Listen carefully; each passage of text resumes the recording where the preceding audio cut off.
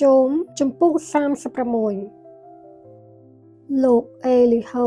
ពន្យល់ពីរបៀបដែលព្រះជាម្ចាស់ព្រានប្រដៅមនុស្សលោកអេលីហូមានប្រសាសន៍ទៀតថាសូមរងចាំបន្តិចខ្ញុំនឹងពន្យល់ឲ្យលោកដឹងត្បិតខ្ញុំនៅមានសេចក្តីខ្លះទៀតតែត្រូវថ្លែងក្នុងនាមព្រះជាម្ចាស់ខ្ញុំនាំយកចំណេះដឹងដ៏ជ្រៅជ្រះមកជម្រាបជូនហើយខ្ញុំនឹងបង្ហាញឲ្យលោកឃើញថាព្រះដែលបង្កើតខ្ញុំទ្រង់សុចរិតត្បិតសេចក្តីដែលខ្ញុំថ្លែងមិនមែនជាពាក្យបោកបញ្ឆោតទេខ្ញុំនិយាយជាមួយលោកក្នុងនាមខ្ញុំជាមនុស្សចេះដឹងត្រឹមត្រូវព្រះជាម្ចាស់ដ៏ឧត្តមឧត្តមមិនមើលងាយនរណាម្នាក់ឡើយព្រះអង្គមានព្រះចេស្តាដ៏ឧត្តមឧត្តមព្រះអង្គឆ្វេងយល់អ្វីៗទាំងអស់ព្រះអង្គមិនទុកជីវិតឲ្យមនុស្សអាក្រក់ទេហើយព្រះអង្គតែងតែរកយុត្តិធម៌ឲ្យជនទុគ៌តជានិច្ចព្រះអង្គមិនបែរព្រះភ័ក្ត្រចេញឆ្ងាយពីមនុស្សសុចរិតឡើយព្រះអង្គប្រទានឲ្យគេគ្រងរាជ្យរួមជាមួយស្ដេចនានាហើយប្រទានឲ្យរាជសម្បត្តិរបស់គេនៅស្ថិតស្ថេរ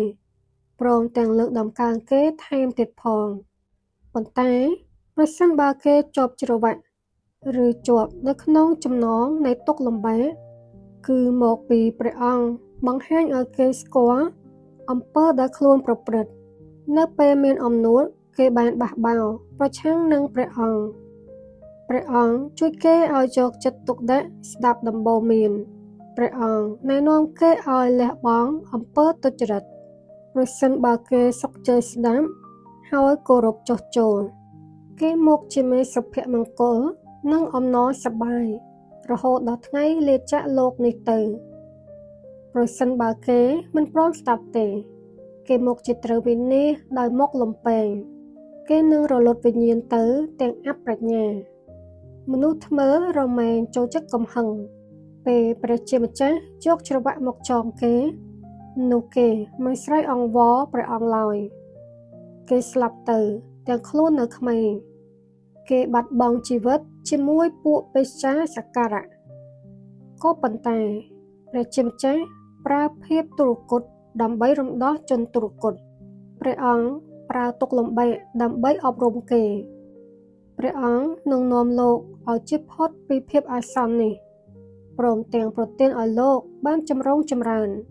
ហើយទុក្ខរបស់លោកនឹងពោពេញដោយចំណីអាហារដ៏ឆ្ងាញ់ពិសាប៉ុន្តែដោយលោកវិនិច្ឆ័យដោយមនុស្សអាក្រក់លោកនឹងទទួលទោសស្របតាមយុត្តិធម៌ជៀសមិនផុតឡើយ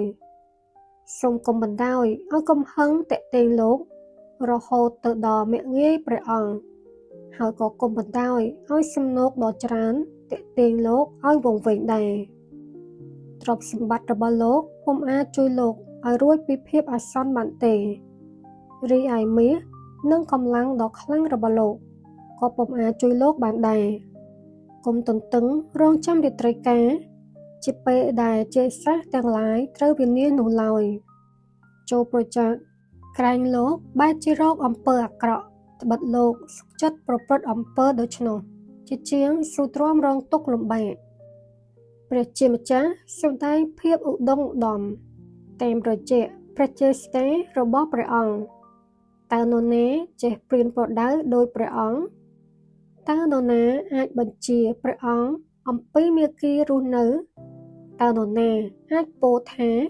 ព្រះអង្គធ្វើដូច្នោះខុសហើយហេតុនេះសូមកុំភ្លេចលើកដំកើងស្នាមព្រះហស្ថរបស់ព្រះអង្គដោយមនុស្សម្នាតែងតែច្រៀងលើកដំកើងមនុស្សលោកទាំងអស់មើលឃើញស្នាមព្រះហស្ថនេះពីចម្ងាយហើយស្ញប់សរសើរគ្រប់គ្នាព្រះជាម្ចាស់ជាព្រះដ៏ឧត្តមដែលជើងពុំអាចស្វែងយល់បានឡើយហើយជើងក៏ពុំអាចគិតអំពីព្រះជន្មារបស់ព្រះអង្គបានដែរព្រះអង្គទាញយកដំណក់ទឹកភ្លៀងមកផ្ដុំគ្នាជាចំហាយនឹងទឹកភ្លៀងពពកបង្អកភ្លៀងចុះមកស្រោចស្រពបណ្ដាជននៅលើផែនដីតើនរណាអាចជល់ដំណើរពពករស័ក្តិព្រមទាំងផ្គរលាន់ក្នុងអាកាសវេហា ព្រះអង្គចេះពន្លឺរស្មីនៅជុំវិញព្រះអង្គតែព្រះអង្គធ្វើឲ្យមានភាពងងឹតនៅបាតសមុទ្រព្រះអង្គគ្រប់គ្រងលើជេរសាសទាំងឡាយដោយប្រទានទឹកភ្លៀងនិងផ្ដល់ឲ្យគេមានអាហារដ៏បរិបូរណ៍ព្រះអង្គកាប់ផ្លេកបន្ទោរនៅក្នុងព្រះហស្ថហើយបាញ់តម្រង់ទៅរកទិសដៅព្រះអង្គប្រើផ្គរលាន់ដើម្បីប្រកាសអំពីវត្តមានរបស់ព្រះអង្គពេលព្រះអង្គជាងចូលមកជិតនោះវងសត្វនាំគ្នារត់ចេញជាប្រញាប់